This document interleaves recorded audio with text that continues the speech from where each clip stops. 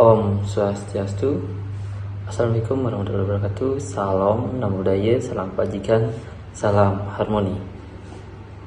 Halo teman-teman semuanya, apa kabarnya? Semoga dalam keadaan sehat ya.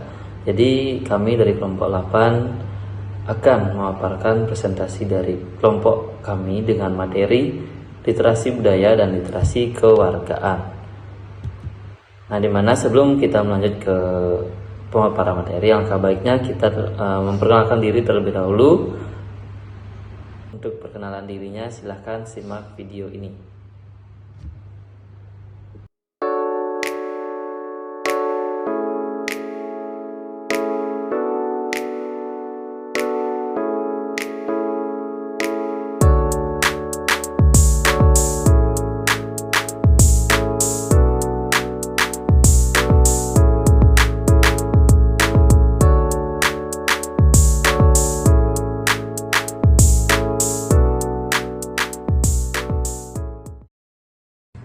Nah, tadi itu sedikit perkenalan singkat dari kelompok kami, dari kelompok 8. Itu ada saya sendiri, Rizky, dan juga ada dua teman saya, Juliantara dan juga Nita.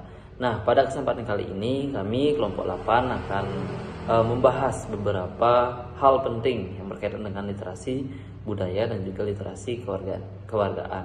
Nah, di sini ada 5 pokok bahasan yang akan kita bahas bersama, yaitu yang pertama pengertian literasi budaya dan literasi kewargaan. Nah, yang kedua yaitu pentingnya literasi budaya dan kewargaan di sekolah dasar. Nah, yang ketiga strategi meningkatkan literasi budaya dan kewargaan di sekolah dasar. Nah, yang keempat tantangan dalam meningkatkan literasi budaya dan kewargaan di sekolah dasar. Dan yang terakhir, yang kelima, yaitu contoh penerapan literasi budaya dan kewargaan di sekolah dasar. Untuk pembahasan yang pertama, ini akan saya bahas terkait dengan pengertian literasi budaya dan kewargaan. Untuk materi yang pertama, yaitu pengertian literasi budaya dan literasi kewargaan. Nah, literasi budaya, apa sih itu literasi budaya? Nah, di mana literasi budaya ini merupakan kemampuan dalam memahami dan juga bersikap terhadap kebudayaan Indonesia sebagai salah satu identitas bangsa. Nah, literasi budaya ini juga mencakup pemahaman tentang beragam budaya, nilai, tradisi dalam masyarakat. Nah, ini juga membantu individu untuk menghargai budaya, memahami perbedaan, dan juga mempromosikan toleransi. Literasi budaya juga melibatkan kemampuan untuk menganalisis dan menafsirkan karya seni, media, dan ekspresi budaya lainnya. Nah, yang kedua, apa sih itu literasi kewargaan? Literasi kewargaan ini adalah kemampuan dalam memahami hak dan juga kewajiban sebagai warga negara.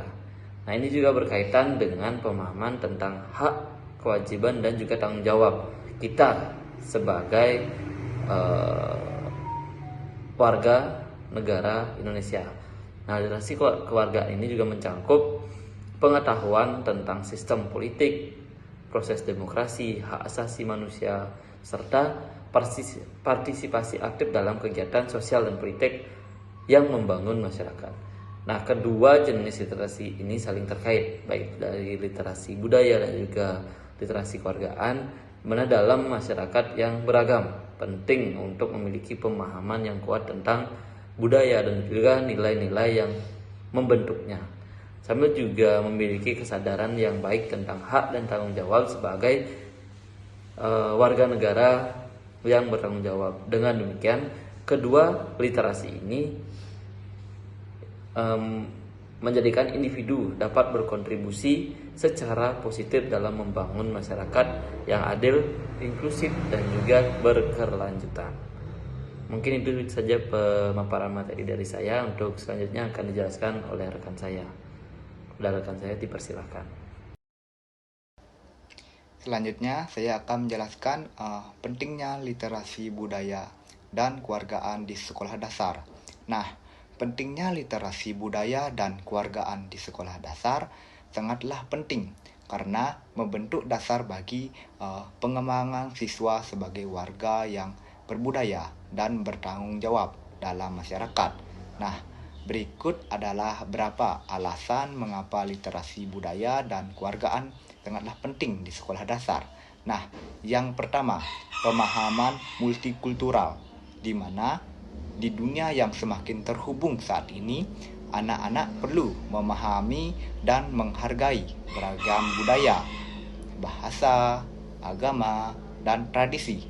Nah, literasi budaya membentuk mereka untuk merasa nyaman dan berinteraksi secara positif dengan individu dari latar belakang yang berbeda. Nah, yang kedua, pemahaman terhadap nilai-nilai budaya.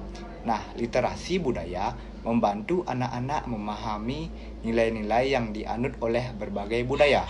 Nah, mereka belajar mengenai pentingnya toleransi, kerjasama, dan menghargai keragaman.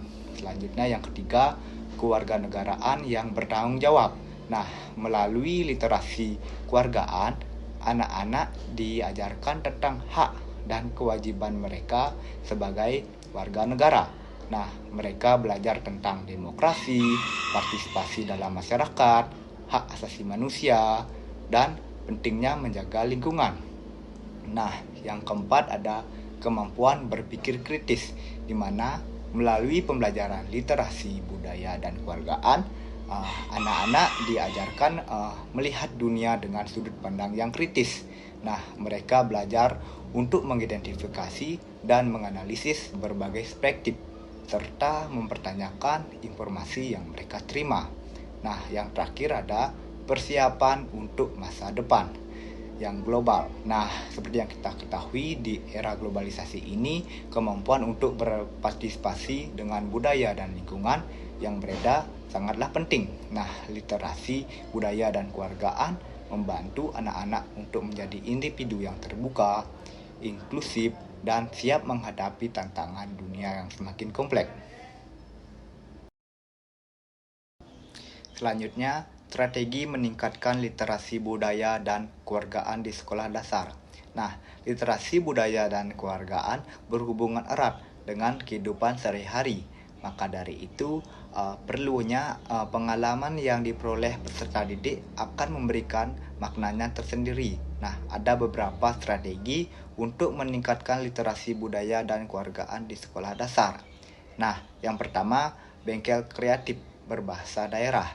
Nah, bengkel kreatif adalah sarana yang paling penting untuk mendorong budaya tulis dan siswa yang literat di sekolah dasar.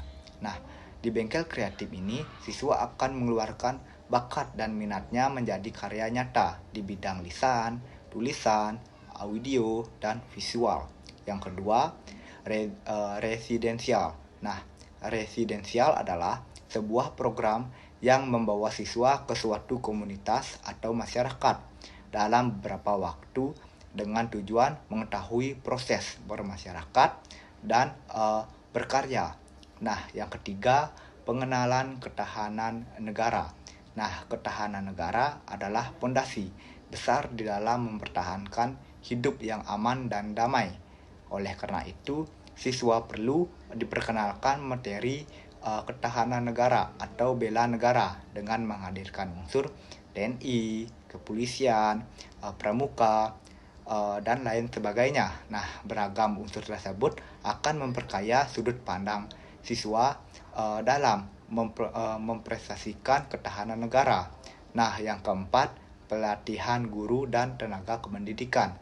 Nah, pelatihan bagi guru dan tenaga kependidikan bertujuan untuk memperkaya pengetahuan dalam mengaplikasikan literasi budaya dan kewargaan dalam pembelajaran.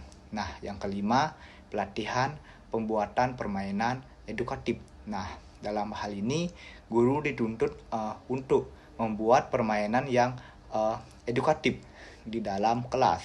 Nah, literasi budaya dan kewargaan dapat diaplikasikan dalam bentuk permainan tradisional seperti permainan engklek atau congklak. Nah, yang keenam, forum diskusi bagi warga sekolah.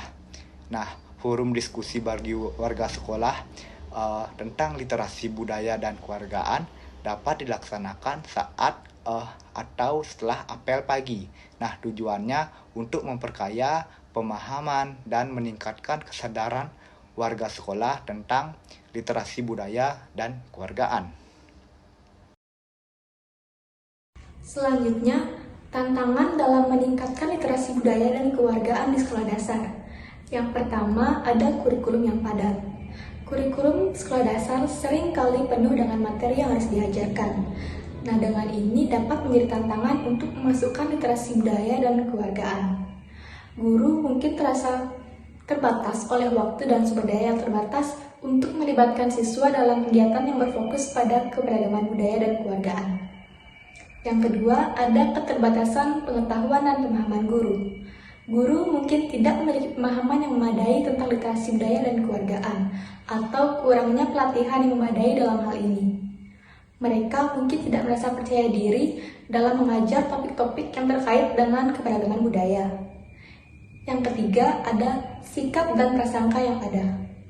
Siswa mungkin membawa sikap atau prasangka yang sudah ada terhadap budaya atau kelompok tertentu. Hal ini dapat menghambat perkembangan literasi budaya dan kewargaan serta menciptakan kesulitan dengan lingkungan yang inklusif. Yang keempat, ada tantangan bahasa dan komunikasi. Siswa yang berasal dari latar belakang budaya yang berbeda mungkin menghadapi tantangan dalam menguasai bahasa yang digunakan di lingkungan sekolah. Ini dapat mempengaruhi partisipasi mereka dalam kegiatan literasi budaya dan kewargaan. Yang kelima, ada tantangan pengukuran dan penilaian. Menilai kemajuan siswa dalam literasi budaya dan kewargaan dapat menjadi tantangan. Konsep-konsep ini tidak selalu mudah diukur dengan ujian standar atau penilaian tradisional. Selanjutnya, ada contoh penerapan literasi budaya dan kewargaan di sekolah dasar. Yang pertama, ada pengajaran tentang beragam budaya. Guru dapat mengintegrasikan pembelajaran tentang berbagai budaya di dunia ke dalam kurikulum mereka. Misalnya, mereka dapat mengadakan presentasi atau kegiatan belajar mengenai festival budaya dari negara-negara yang berbeda, menyajikan makanan tradisional dari berbagai negara, atau mengundang pembicara tamu yang mewakili budaya tertentu. Yang kedua, ada pembacaan buku dan cerita budaya.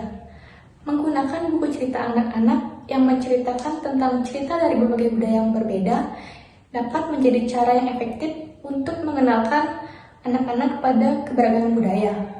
Selama proses pembacaan, guru dapat memfasilitasi diskusi tentang nilai-nilai budaya yang terkandung dalam cerita tersebut. Yang ketiga, ada pesta budaya sekolah. Sekolah dapat mengadakan acara pesta budaya di mana siswa, guru, dan orang tua dapat berpartisipasi dengan memakai pakaian tradisional, menyajikan makanan khas, menampilkan tarian atau musik tradisional, serta memamerkan kerajinan tangan atau seni rupa yang menggambarkan berbagai budaya. Nah, baik itu tadi teman-teman, pembahasan dari kelompok kami yaitu sudah membahas pengertian literasi, pentingnya literasi, strategi meningkatkan, dan juga tantangan dalam meningkatkan literasi, dan juga contoh penerapan literasi budaya dan kewargaan di sekolah dasar. Nah, jadi semoga dalam pemaparan materi kali ini, apapun yang tadi dipaparkan oleh saya dan juga tentunya dari kelompok 8 agar bermanfaat ke depannya. Dan untuk itu saya tutup presentasi kali ini dengan mengucapkan terima kasih sebanyak-banyaknya karena sudah mengikuti presentasi dengan baik dan tertib. Nah, akhir kata saya tutup dengan mengaturkan Prama Santi. Om Santi, Santi, Santi Om.